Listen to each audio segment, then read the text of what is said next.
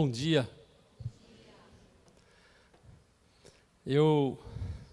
Por várias vezes eu me lembro de ter começado o culto falando que o Espírito Santo de Deus, ele tem toda uma programação, não somente nos hinos que a gente canta, mas nas pregações que a gente muitas vezes não vê, não sabe muitas vezes não, a maioria das vezes não sabe. E hoje, mais uma vez, aconteceu isso. No culto das 8h30, o pastor Júnior, que está aqui conosco e que ficou ausente por trabalho uns 60 dias, e ele começou fazendo um relatório do que ele viu na Europa, né? Ele ficou um mês na ilha de Malta, que é onde a Bíblia fala da ilha de Malta. Paulo esteve lá. Depois foi para a Europa, que é o berço da reforma, do protestantismo, e o título, e ele fez esse relatório daquilo que ele viu. E umas 2 semanas atrás, ou mais uns 10 dias mais ou menos, eu, conversando com um dos pastores nossos, eu falei que eu estava numa crise. E usei essa expressão, uma crise. Crise é uma crise que não seria uma crise existencial, mas uma crise de enxergar a igreja, de perguntar para Deus o que está acontecendo com a igreja como instituição. E aí você começa a pensar na nossa igreja. Essa igreja, por exemplo, ela tem como um propósito, como uma meta de formar líderes. Nós estamos morando numa região, e se você perceber isso, geograficamente, as igrejas elas vão se mudando aqui em Barueri. No começo ela estava ali na Araguaia, depois foi tudo aqui para Tocantins, e nós estamos com um cardápio, como usou o Júnior, como usou hoje, tem um cardápio tão grande de igrejas aqui, né? Mas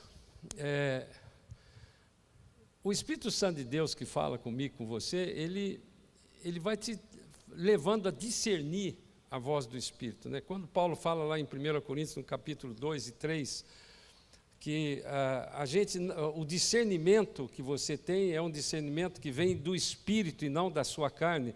E o homem natural, que ele compara com aquele crente carnal, ele não discerne as coisas espiritualmente, ele discerne na sua mente, né? Então, como fundamento, eu quero... e aí eu contando isso para esse pastor, e quando hoje eu vim aqui às 8h30 e vi que o título da pregação do pastor Júnior, eu gostaria que você assistisse, aquele que não viu ainda, veja pelo YouTube, porque ele é uma continuação, essa pregação é uma continuação. O título que ele deu foi Como Vencer as Crises, ou Vencendo as Crises. Então eu assustei quando eu vi isso, porque o Espírito Santo de Deus continua falando.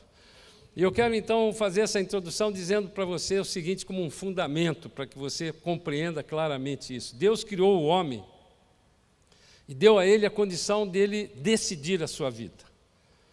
Deus não criou um robô. Ele controla a sua vida se você quiser. Se você não quiser, ele te deixa dar as suas cabeçadas.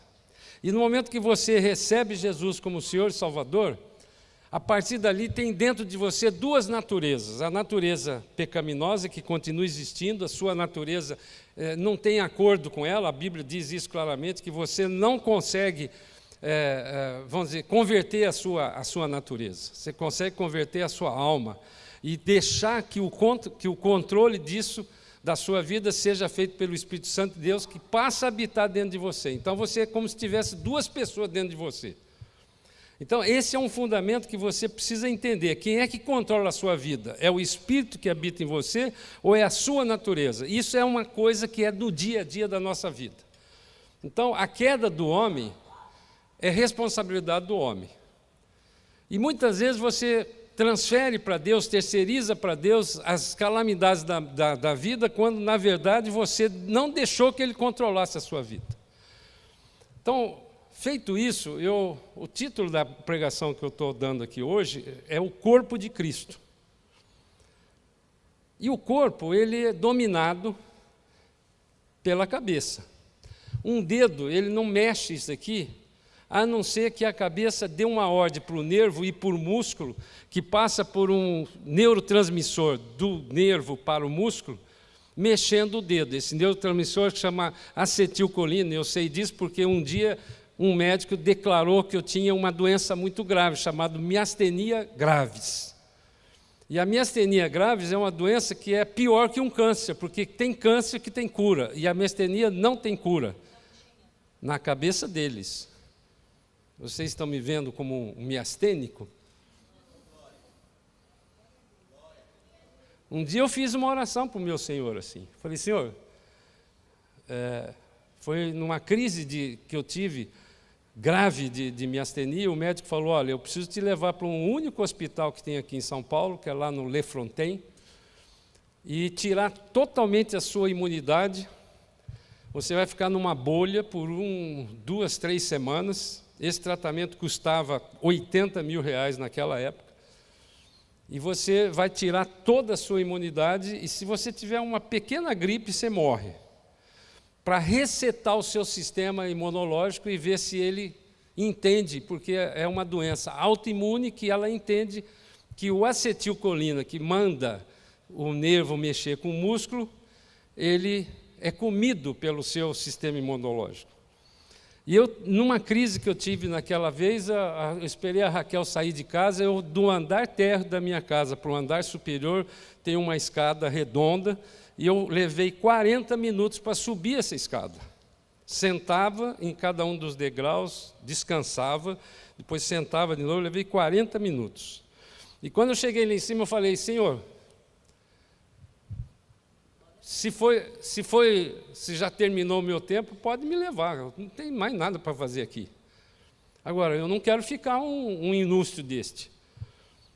E aí, nesse momento, eu tomava 12 comprimidos de um remédio que era o médico, o neurologista, falava que era uma espécie de gasolina. Quando eu tinha essa fraqueza, eu tomava 12 comprimidos por dia. E eu falei, vou parar de tomar esse remédio hoje e vou ficar, daqui a 10 dias eu vou ao médico. Se o senhor quer me levar, vai ser nesses 10 dias. Eu vou me preparar as coisas, a dívida que eu tenho eu vou informar para os outros, e o dinheiro que eu não tenho eu também informo. E quando eu fui ao médico, 10 dias depois, ele falou, puxa, como você está bem? O que você fez? Eu parei de tomar. Tomar o quê? Mestinol. Não tomo mais. Aliás, para não dizer que eu não tomo, eu tomo 1 comprimido por dia, quando eu levanto. E por que você faz isso? Para eu lembrar que você um dia falou que eu tinha miastenia. Os exames mostram isso. Para você ter uma ideia, o nível de acetilcolina que eu tinha que ter é 0,9, eu tinha no 80, o que combatia eu tinha 100 vezes mais esse problema. E ele continua tendo. Há 6 meses atrás, eu fiz um exame, ele baixou de 100 para 80. Continua muito alto, mas não tem essa aparência da doença.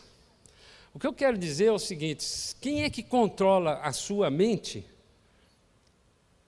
quando você está no Espírito? É o Espírito. Então, o corpo de Cristo ele é composto da mente, que é Cristo, conosco. Um dedo, espiritualmente agora, trazendo para essa figura, um dedo ele só consegue mexer se a sua mente der uma ordem para o músculo mexer com acetilcolina, aliás, o nervo mexer com acetilcolina no músculo. Então, eu quero começar lendo o livro de João, é só para você contextualizar a pregação, que é continuação disso que a palavra de Deus falou de crise. João 1,12, o apóstolo João, falando de Jesus, diz o seguinte, mas a todos quanto o receberam, Jesus, deu-lhes o poder de serem feitos filhos de Deus, a saber, aos que creem no seu nome, os quais não nasceram do sangue, nem da vontade da carne, nem da vontade do homem, mas de Deus. Nós, como crentes, não nascemos de uma reprodução humana, mas nós nascemos de Deus, assim como Adão nasceu de Deus, sem pecado, nós nascemos de Deus, sem o pecado, porque em Jesus nós somos novas criaturas, E o versículo 14 ele continua: e o verbo, com letra maiúscula, que é Jesus, se fez carne e habitou entre nós, cheio de graça e de verdade, e vimos a sua glória, glória do unigênito do Pai. João estava testemunhando que ele conheceu Jesus como o unigênito do Pai. Essa palavra poder, que foi traduzido poder, e guarda isso, é importante na sequência do que nós vamos falar. No grego é exousia, é uma das palavras que fala sobre poder. Exousia é a autoridade ou direito de agir. Autoridade e direito de agir, nesse caso, como filho de Deus. Ele está dizendo isso. Ele deu-lhes o poder, deu a mim e a você o poder de serem feitos filhos de Deus. E quem é que tem esse poder? Os que creem no seu nome. Quando você declarou com a sua boca e creu no coração, você já é filho. A partir daquele momento, você já tem todos esses direitos. E ele usou essa palavra habitou, isso é um neologismo. Neologismo é você inventar uma palavra que não teve, né? Por exemplo, uma vez eu vi uma pessoa falando em hebraico, um israelense falando em hebraico, e ele falou TV. Eu falei, como é que é TV em hebraico? Ele falou, não sei, não tem essa palavra. Televisão é televisão, é um negócio que surgiu agora, não surgiu há 5.000 anos atrás. Então, aqui João inventou uma palavra, é um neologismo que ele usou, tabernaculou, ou tabernaculizou. Ele usou a palavra esquino, que esqueno em grego é tabernáculo, que é fixar o tabernáculo, ter o tabernáculo, permanecer ou viver num tabernáculo ou tenda. O que era o tabernáculo? Era o templo móvel. Antes deles construírem em Jerusalém um templo fixo, tinha um templo móvel, que Deus colocou no meio do seu povo quando ele andou no deserto. Então, esta tenda, esse tabernáculo, era Deus habitando no meio dos seus filhos. Em 2 Coríntios, no capítulo 6, o versículo 14, a segunda parte do versículo 14, Paulo diz assim, porque nós somos santuário do Deus vivente, como ele próprio disse, habitarei e andarei entre eles, serei o seu Deus e eles serão o meu povo. Então, Jesus, que era o verbo, ele inaugurou uma nova criação. Irmãos, nós precisamos compreender que nós fazemos parte de uma nova criação. Assim como Adão foi criado por Deus sem nenhum pecado, nós fomos criados por Deus sem nenhum pecado a partir desse momento que você e eu aceitamos Jesus e nascemos de novo. Colossenses, Paulo escrevendo aos Colossenses no capítulo 1, versículo 13, eu ainda estou fundamentando a palavra que eu vou fazer. Ele nos libertou do império das trevas e nos transportou para o reino do Filho do seu amor, no qual temos a redenção, a remissão dos pecados. Este é a imagem do Deus invisível, o primogênito de toda a criação.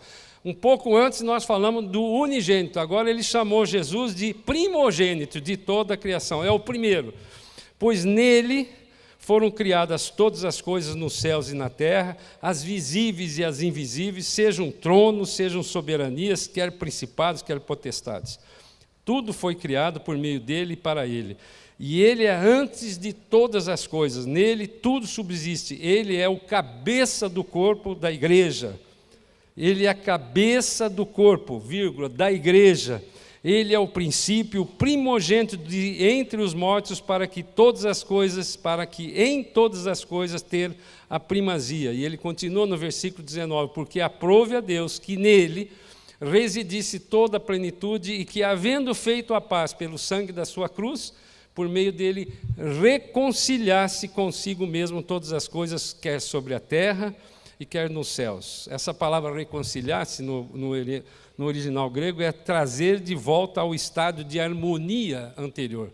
Adão, quando andava lá no paraíso, ele tinha uma harmonia grande com todo o ambiente que ele estava vivendo e com Deus, porque ele falava com Deus diretamente, face a face.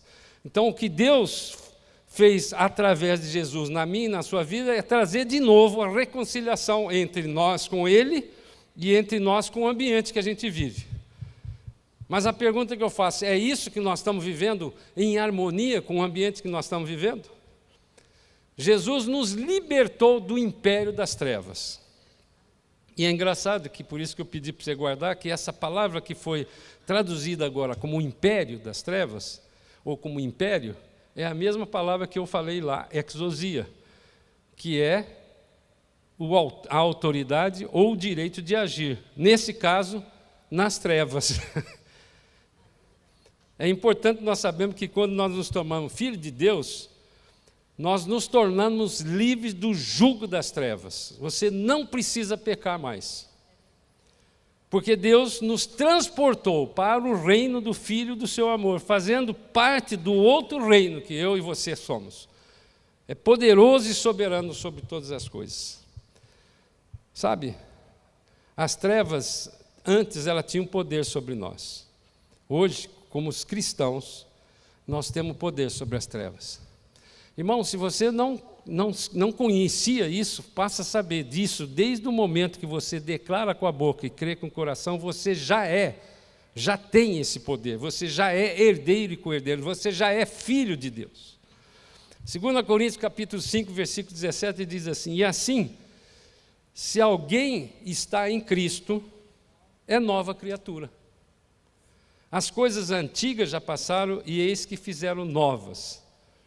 Esse novo aqui não é um novo de reformado, um novo de recalchutado, é um novo de nunca ter sido usado, é um novo criado novo, nunca foi usado. Amém?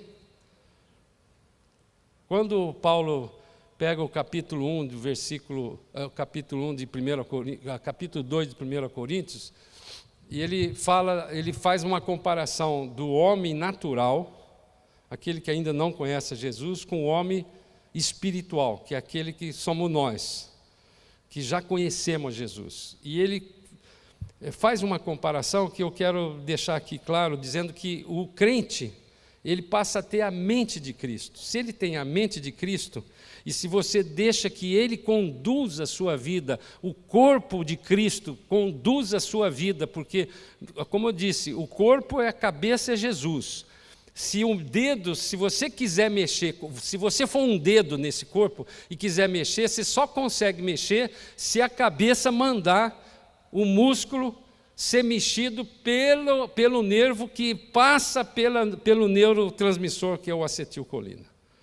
Então, na hora que você quer ser um crente espiritual, você tem que entender claramente isso, que nesta hora, a partir dessa hora, só faça aquilo que vem da mente de Cristo, que você faz parte. Essa palavra nova, né, que eu falei que tem sentido de não usado, em Gálatas 6,15 ele repete dizendo, pois nem a circuncisão é coisa alguma, ele falando para os judeus, né, nem a circuncisão é coisa alguma, nem a incircuncisão, mas o ser nova criatura. Ou seja, não são os rituais, não é a religião, não são as formas de comportamento que nos tornam nova criatura. Esta é uma sutil casca de banana que Satanás colocou na igreja. Você está começando a compreender agora a minha pregação. Jesus é o exemplo de toda nova criatura. Nós só podemos alcançar a plenitude do conhecimento de Deus se você for exatamente igual a Jesus. É muito duro isso, né? Irmãos, não é fácil ser crente, não. Nós temos sido enganados dizendo que o crente vem para Jesus que vai dar tudo certo. A coisa que eu mais detesto essa frase, vai dar tudo certo, me irrita profundamente. Algumas vezes eu já falei isso aqui. Por que me irrita isso? Porque quando você planeja uma coisa, quando você tem um sentimento de uma coisa que você quer fazer, e aí não dá certo, o que é que acontece com você? Você se frustra. Essa palavra, quando fala assim para mim, vai dar tudo certo, eu me irrito. Então, por favor, não me fale mais, vai dar tudo certo, não, porque só vai dar certo aquilo que é da vontade de Deus, e muitas vezes o certo para mim não tem nada a ver com o certo para Deus.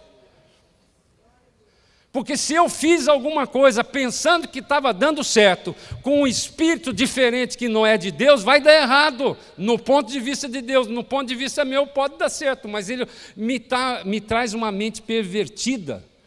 Irmãos, a sutileza que Satanás tem feito isso é mostrar aquele positivismo, o coaching, o declara isso aí não é de Deus.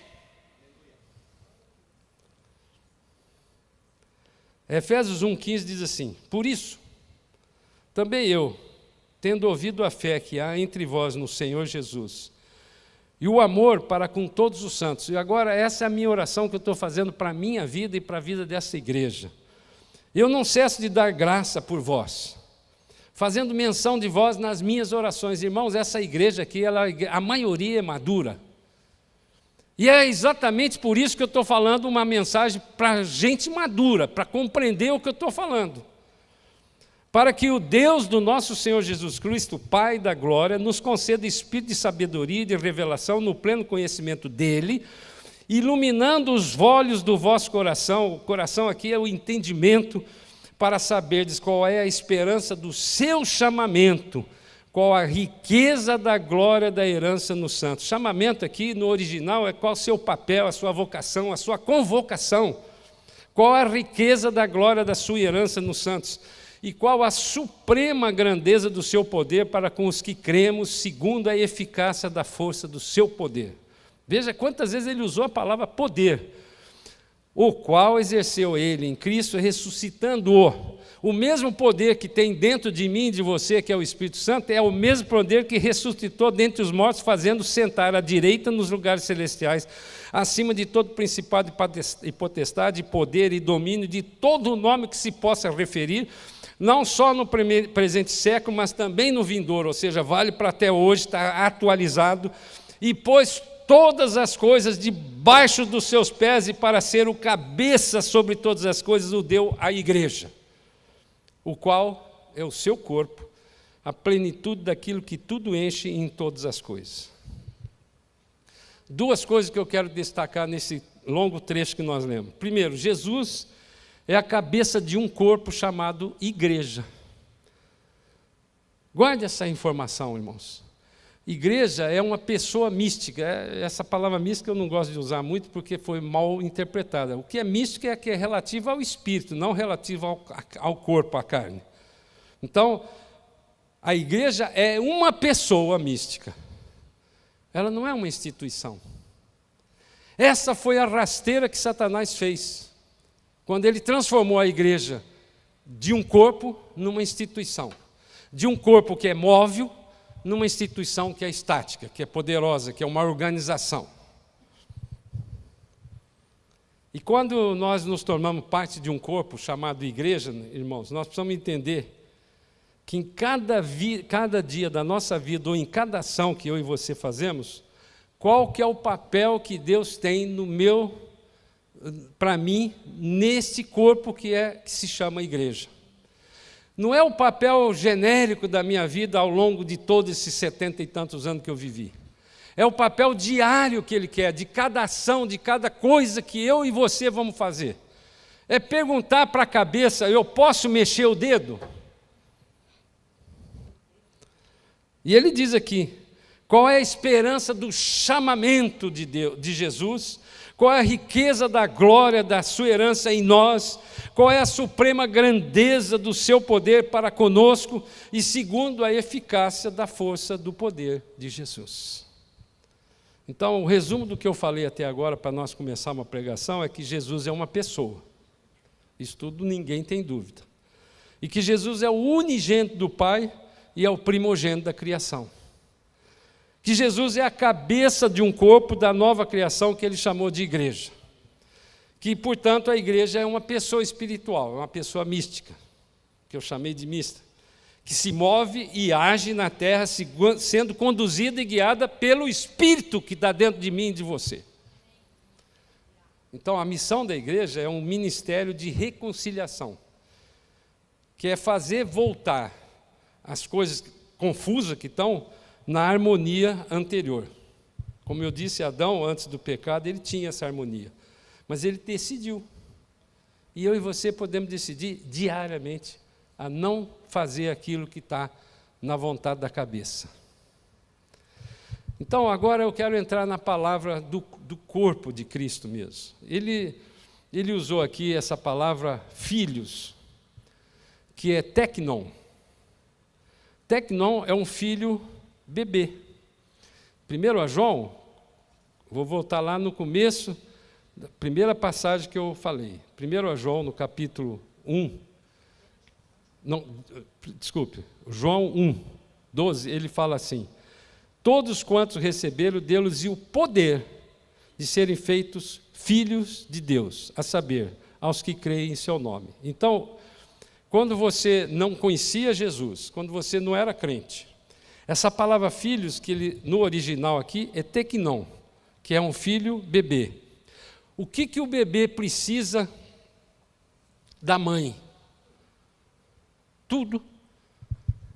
Como é que ele se alimenta? A mãe dando para ele o alimento.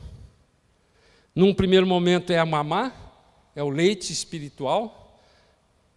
Depois, num segundo momento, ela dá uma papinha, mas sempre preparado por alguém. Este bebê aqui, ele já tem o poder de ser chamado filho de Deus. Você percebe isso? Agora, em Romanos 8, 19, diz assim: a ardente expectativa da criação aguarda a revelação dos filhos de Deus. E essa palavra aqui, surpreendentemente, não é teknon, é ruios. E o ruios é filho maduro, é aquele que prepara seu alimento, é aquele que não come mais o leitinho, ele come o alimento sólido, feito por ele, ele é capaz de fazer, ou feito por alguém, mas é sempre o sólido. Então, quando a gente brinca assim, hoje eu estou falando uma palavra que é uma feijoada. Feijoada, essa expressão feijoada que a gente dá, que é um alimento sólido muito difícil, que tem dificuldade para fazer a digestão, não significa que é uma palavra revelada, cheia de revelação somente. Não, significa uma palavra que você e eu conseguimos entender porque nós somos maduros. Mesmo que ela seja uma palavra muito simples, um conceito, um fundamento que é natural. Essa palavra ruios, eu fui então procurar, curiosamente, quando eu descobri isso, preparando essa mensagem, eu fui lá procurar em Mateus 1, 21, quando ele fala da genealogia de Jesus, ele diz assim: Maria, dará à luz a um filho, e lhe porás o nome de Jesus, porque ele salvará o seu povo dos pecados dele. E, surpreendentemente, para mim e para você, essa palavra não é teknon, é ruios. Jesus, como bebê, já nasceu ruios, já nasceu maduro. Por isso que quando ele, como adolescente lá no templo, ele estava discutindo, ensinando aqueles sábios lá que estavam surpresos de ver um menino falando daquilo. Não é pela idade que você é um crente maduro, mas é pelo entendimento no coração da palavra, irmãos. Então, eu e você estamos sendo conclamados para Jesus, para esse final dos tempos, para andar como um ruios, não como um teknon. Embora você, como teknon, seja já herdeiro e co-herdeiro com Jesus. Já tenha esse poder. Você pode clamar. Tem hora que você é um teknon, mas tem hora, a maioria do tempo, Deus espera que eu e você sejamos crentes maduros. Amém, irmãos?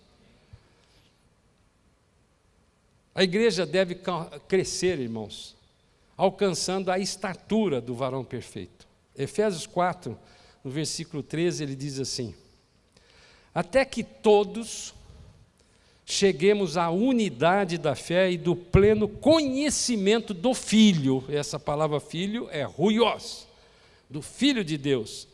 A perfeita varonilidade, à medida da estatura da plenitude de Cristo, para que não mais sejamos como meninos, agitados de um lado para outro, levados ao redor de todo o vento de doutrina, pela artimanha dos homens e pela astúcia dos que induzem ao erro. Voltando aqui no trecho de Romanos 8 que eu li de Paulo, eu li o primeiro versículo 15 e 16, depois eu li o 19, quando eu descobri que esse ruios é filho maduro. E o que aconteceu entre o primeiro versículo, que era filho teknon, e o último, esse 19, que era o filho maduro. Que entre o filho bebê e o filho maduro, o que aconteceu? Está no versículo 18. Porque para mim, versículo 18 do capítulo 8 de Romanos, porque para mim eu tenho por certo que os sofrimentos do tempo presente não podem ser comparados com a glória a ser revelada em nós. Jesus falou assim: no mundo tereis aflições, mas tem de bom ânimo, eu venci o mundo. Sabe, irmão, se a cabeça está no comando, eu e você não temos que ter nenhum medo. As lutas da nossa vida, irmãos, elas nos ensinam, em primeiro lugar, a nos libertar do pecado. Jesus falou: no mundo tereis aflições. As resistências que eu e você temos sentido, essa semana eu senti uma resistência muito grande. Eu e um irmão que está aqui tivemos na prática uma resistência satânica e que continua existindo. Essas resistências elas não acabam.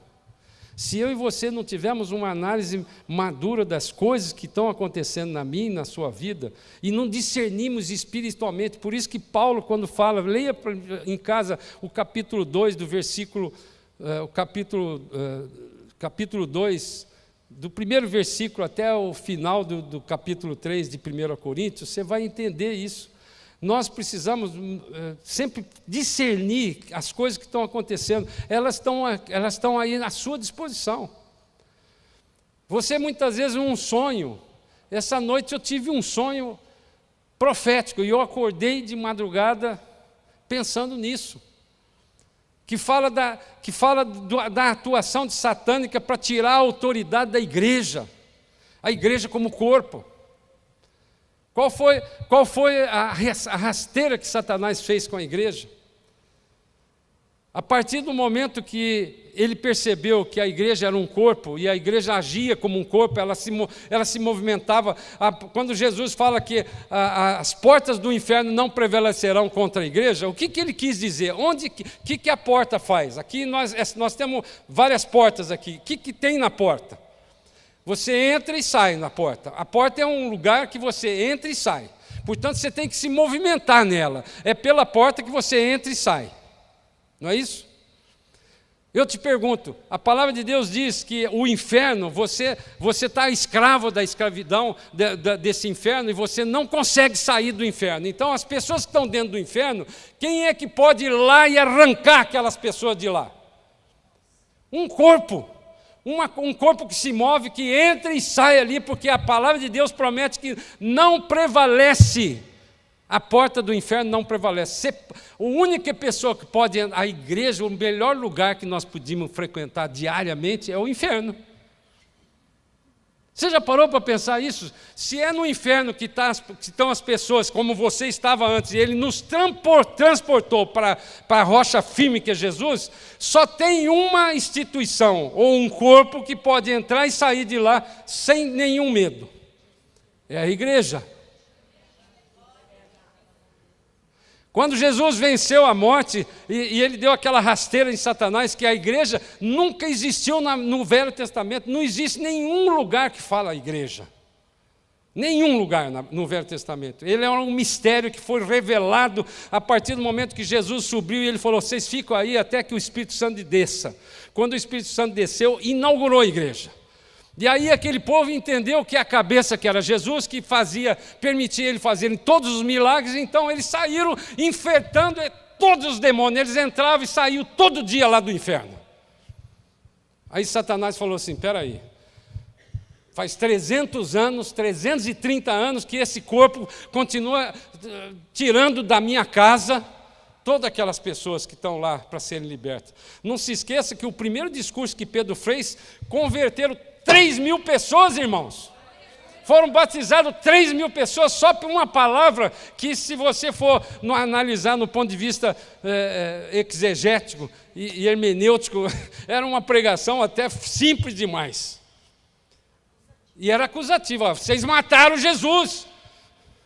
Assim que ele falou, e eles se converteram. O que nós precisamos fazer? Arrependei-vos.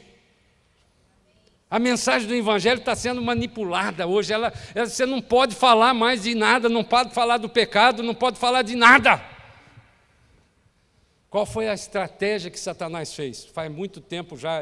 Se eu deixar desse jeito, daqui a pouco acabou o inferno. Então ele incorporou em Constantino, que era o imperador, que se converteu, e chamou o bispo lá de Roma e falou: vem cá, você está sendo perseguido, você está fazendo milagres, você está escondido aí na catacumba, onde a gente guarda cemitérios.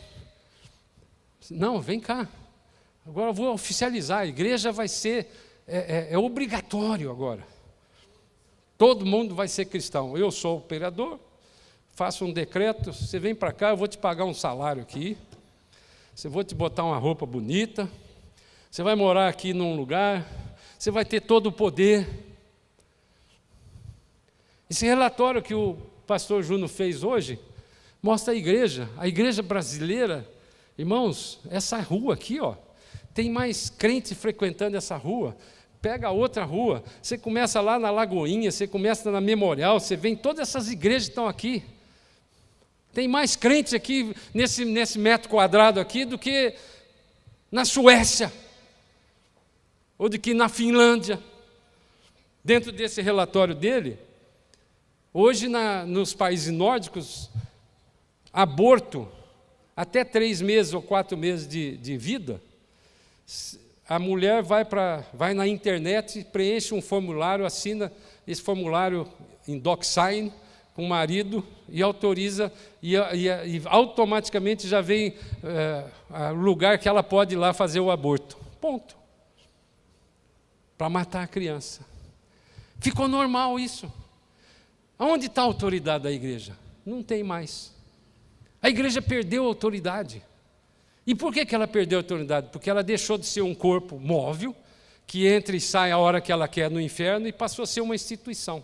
Então você pega hoje um YouTube e vê lá um pastor, um bispo, um apóstolo falando da política, falando disso.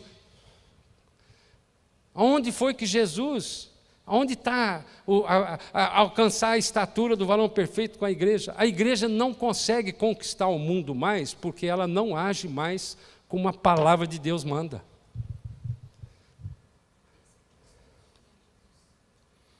Você faz parte de um corpo. E se você no dia a dia da sua vida agir não pensando, não pedindo para a cabeça, mexer o dedo, tudo que você está fazendo pode dar certo.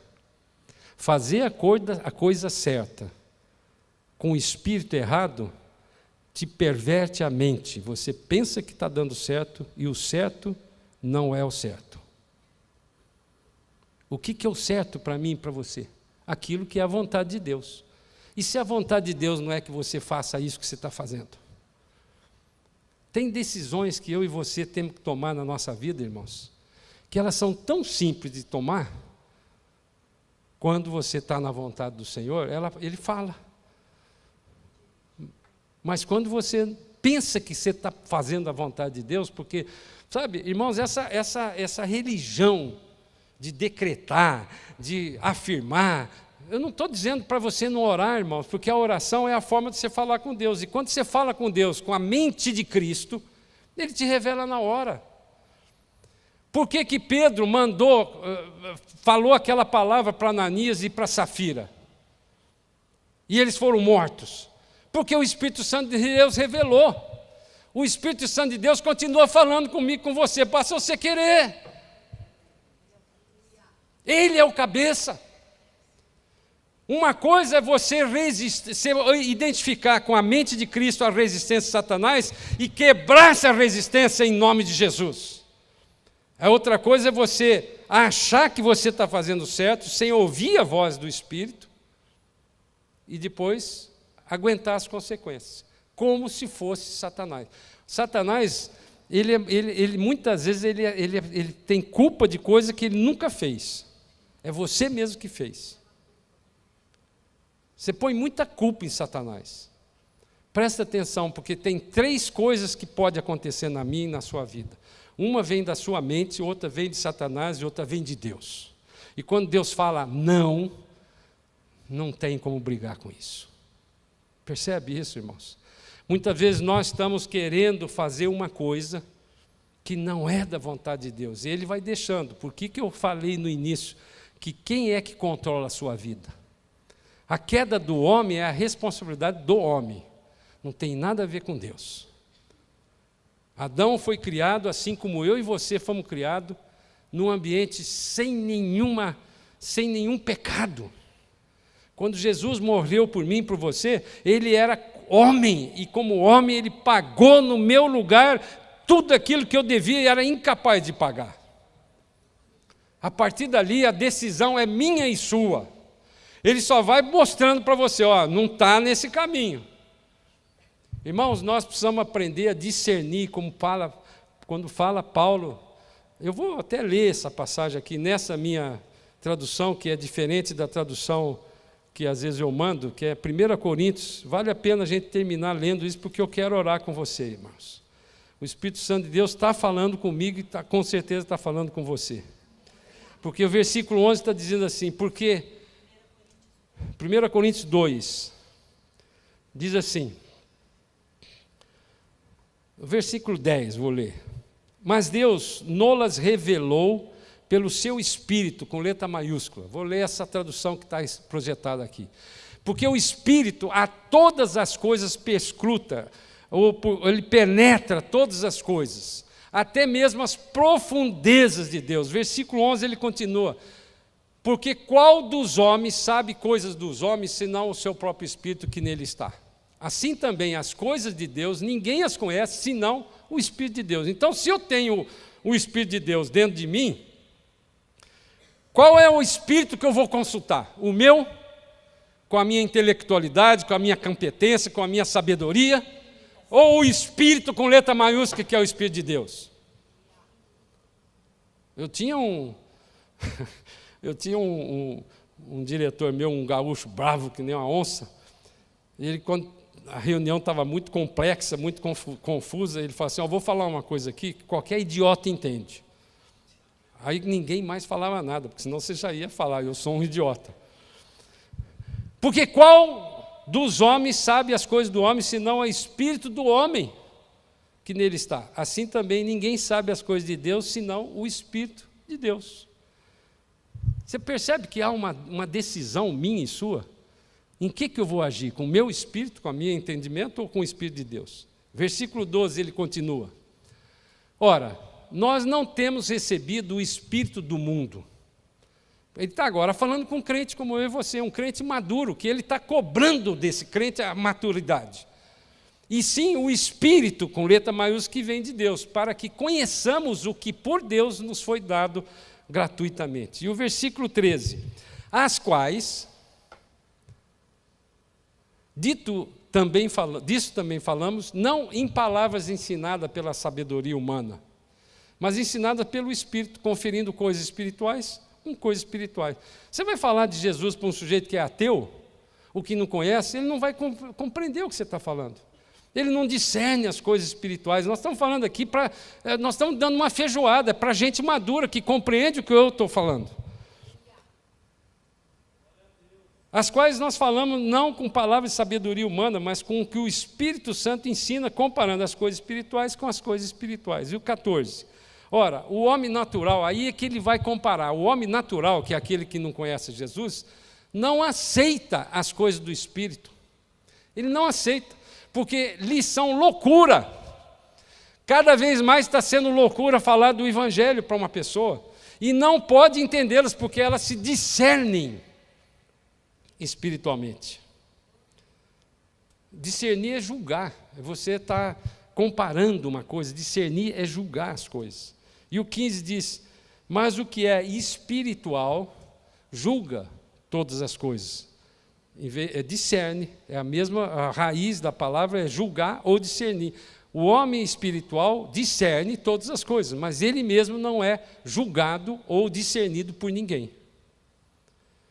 Irmãos, Essa é a definição bíblica da maturidade. Alcançar a estatura do varão perfeito não é você chegar, depois de 30 anos de convertido, falar, agora eu alcancei a estatura de varão perfeito. Não. Eu quero terminar orando aqui com vocês, irmãos.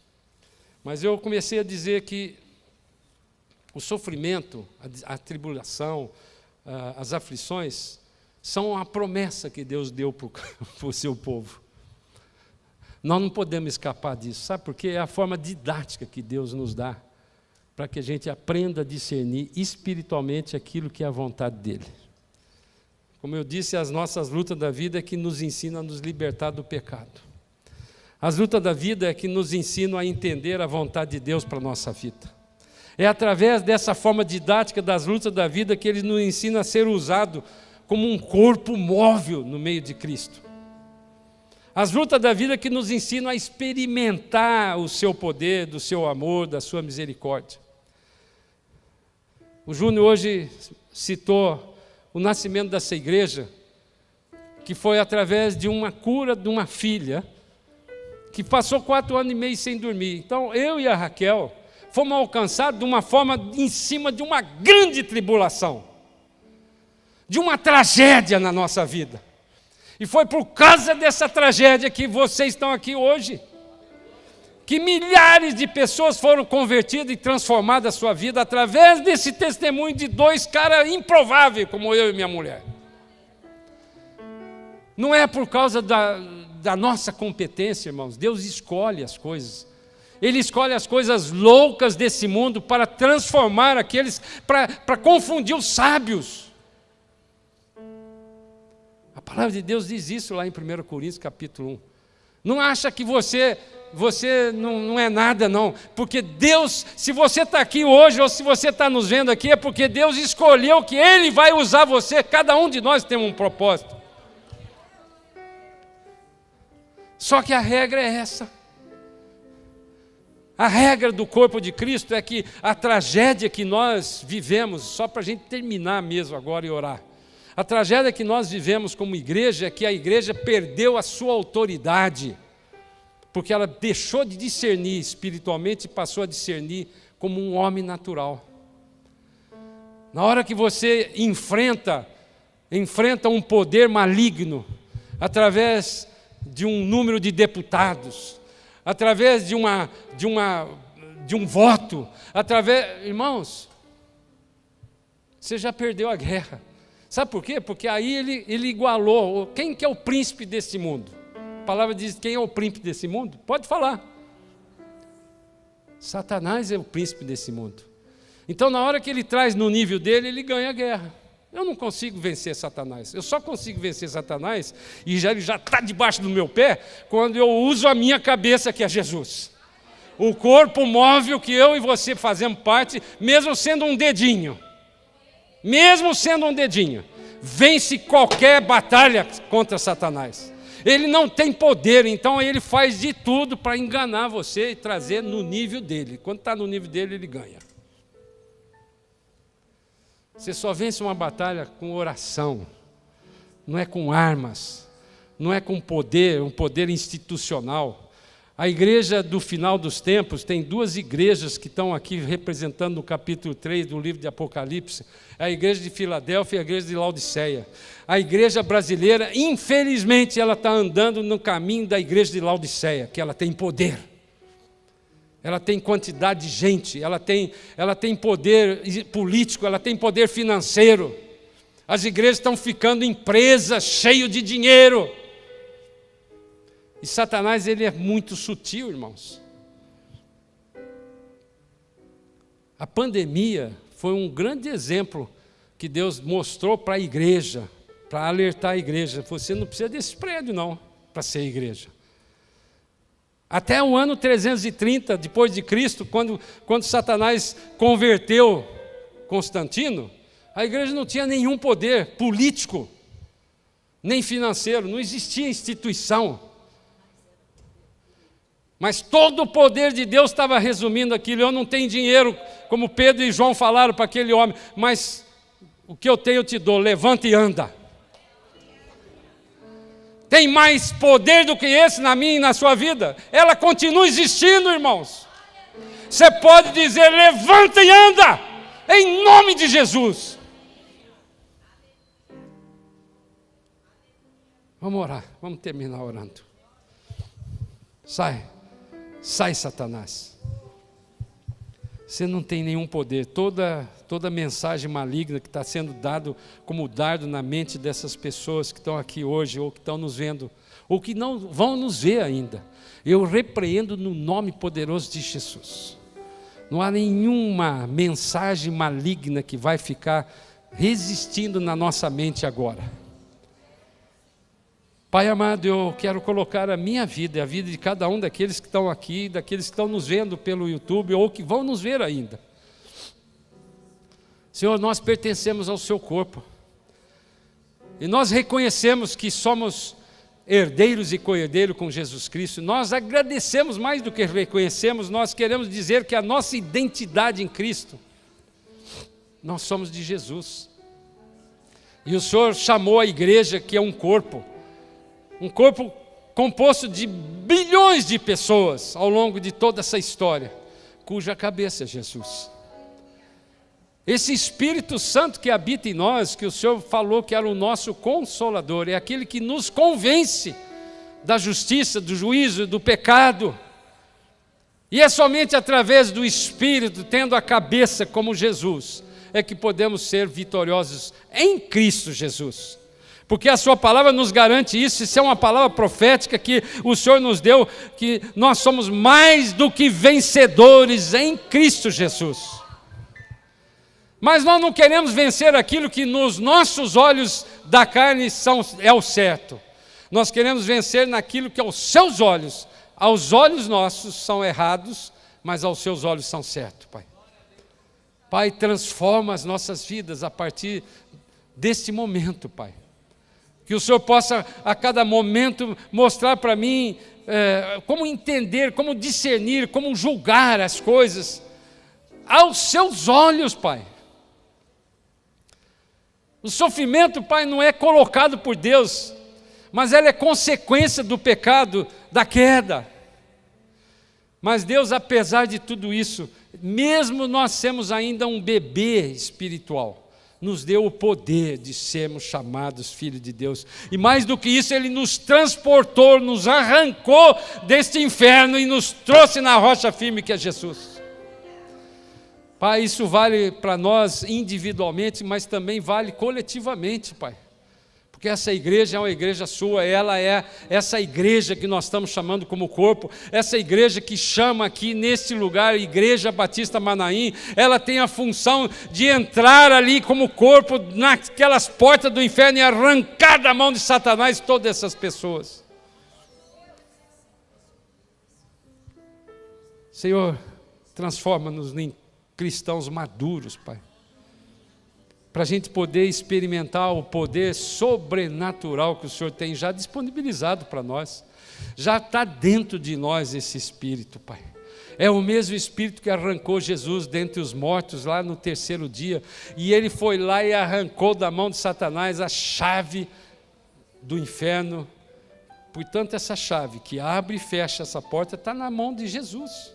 Está na mão do seu corpo, que é a igreja, e nós é que podemos entrar e sair naquele lugar. O lugar que mais nós devemos frequentar, como acontecia até 330 antes de Cristo, depois de Cristo, era esse lugar que lá eles iam e tiravam aquelas pessoas daquele lugar. Pai, que essa semana nós possamos experimentar